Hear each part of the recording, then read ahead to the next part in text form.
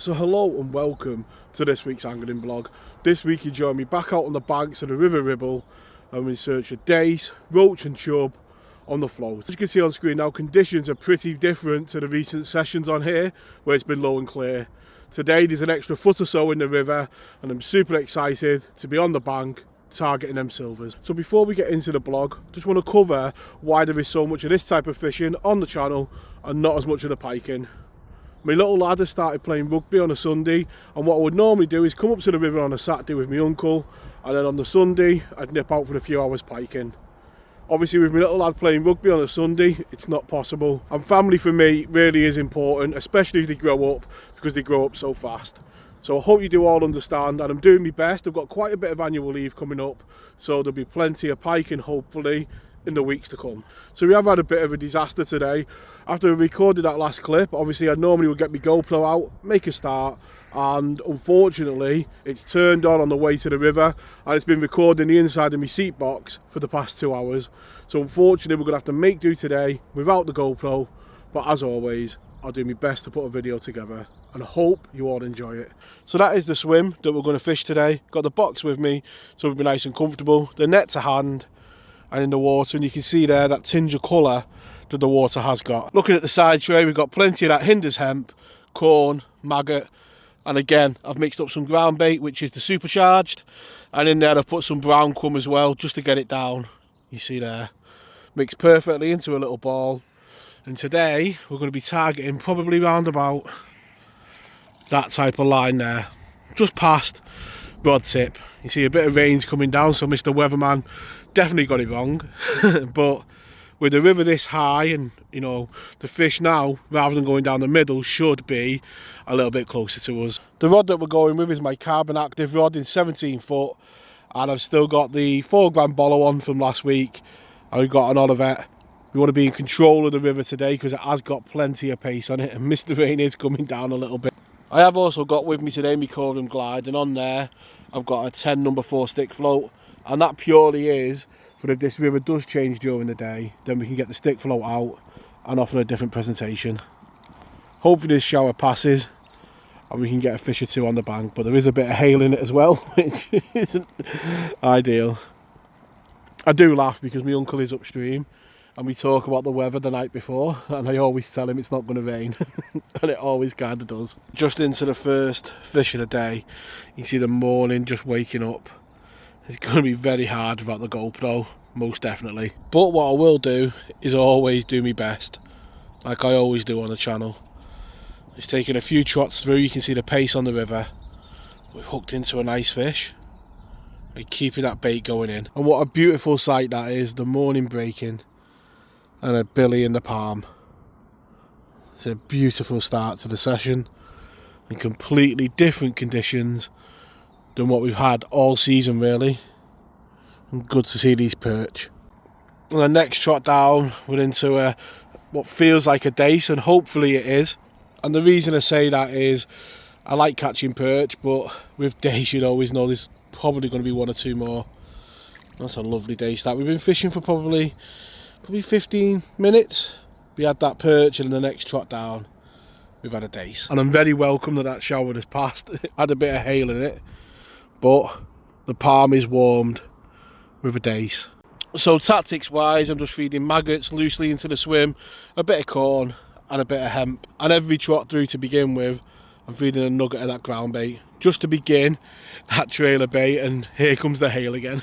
I think it's going to be a feature of the early morning, but to get this ball of ground bait into the swim, it's the type of line we're going to be going down. And one thing colour in the river does seem to bring on are the roach, and it is hard work at the moment just trying to get that line set up, just keeping that line of bait going down. We're getting 1 or 2 bites and a good variety, so being prepared can really help you out. And I've just moved over to my 13 foot glide and that stick float just to offer a bit of a different presentation. And it's mad how you can just change a little thing and the bites can change. So starting to get a few now on the stick float, and it has been a bit of a weird start conditions wise. I thought we'd be straight into them, bit of colour, bit of extra water. It hasn't been like that, again having to work for the bites, which is what it's all about. And hopefully if you just keep putting that bait in, you begin to line them up. It is a crisp, cool morning on the bank. And the next trot down on the glide. I wish I'd brought me 14 foot though, not me 13. Give me that little bit of length. But next batch of hail's coming down, and there's another dace on its way to the net. Gutted today with that GoPro, but we make do, don't we? And I really am sorry about that GoPro today. I literally got to the peg, did the intro, opened my box, and there was a red light facing me, and I knew straight away that it turned itself on. Another days, we're on the glide, and conditions are still ever changing, and it is bitter when that cold comes in. But good to be on the bank.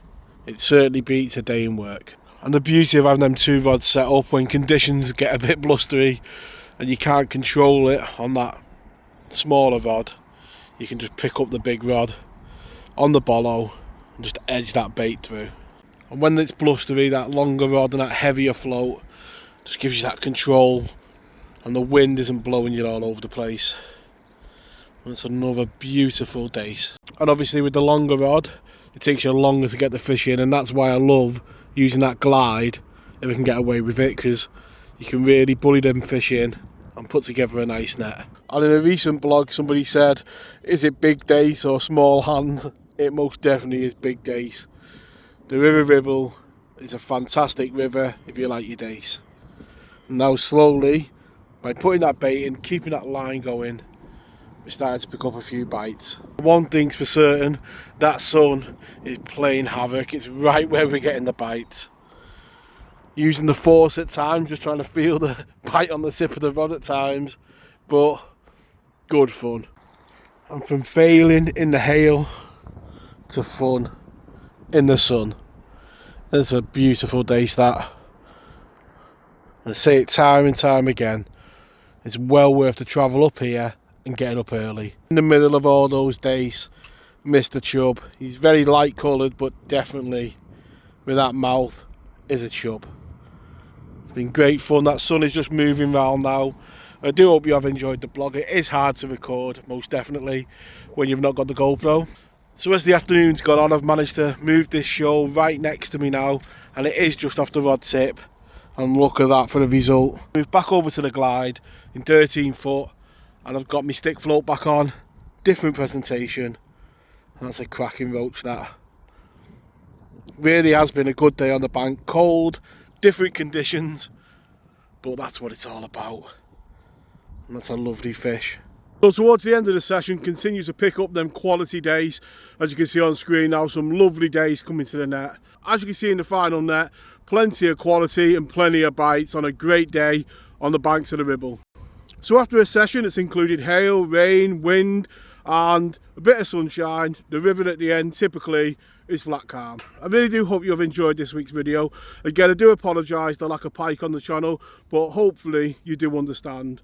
I can't wait to get out on the bank for an ESOC. I've got a day's leave in the week, so fingers crossed for that. And all that remains is for me to wish you all tight lines in your own fishing, and I'll catch you all next week. Tight lines.